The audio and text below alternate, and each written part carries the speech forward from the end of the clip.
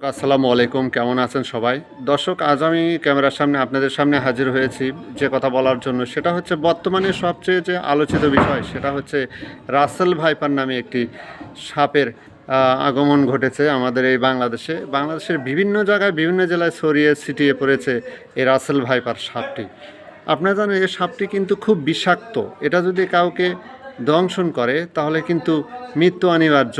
যদি আল্লাহ হায়াতে বেঁচে রাখে তাহলে সে বাঁচতে পারে।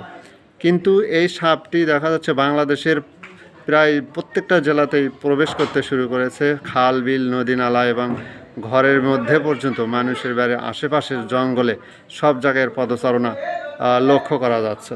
আর আমি যেটা বলতে চাচ্ছি, আপনারা যখন রাত্রে ঘুমোতে যাবেন, আপনাদেরকে আসলে আমি সাবধান করে দেওয়ার জন্য কিন্তু এই ভিডিওটা বানিয়েছি।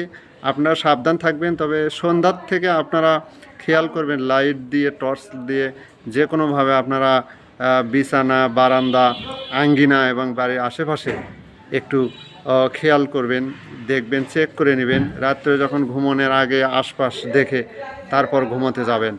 কারণ বলা তো যায় না, সাপ বলে কথা, যে কোনো ফাঁক ফোকর দিয়ে সে প্রবেশ করতে পারে আপনার খুব কাছাকাছি।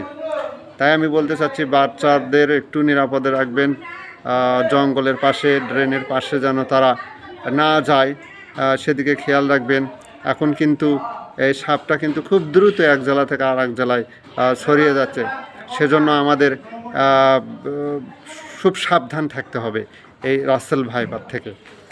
আপনারা অবশ্যই ঘুমোতে যাওয়ার আগে ভালোভাবে চেক করে নেবেন, আপনার বিছানা, বেডের আশেপাশে বারান্দা সব কিছু দেখে নেবেন, তাহলে নিশ্চিত হতে পারবেন। নিশ্চিত হয়ে তারপর ঘুমাতে যাবেন।